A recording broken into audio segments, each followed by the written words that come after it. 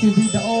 ទុកជាឯកសារឬក៏ធ្វើការបង្ហោះទៅលើប្រព័ន្ធបណ្ដាញសង្គមដើម្បីចូលរួមជាចំណែកមួយក្នុងការផ្សព្វផ្សាយសិល្បៈវប្បធម៌ខ្មែរ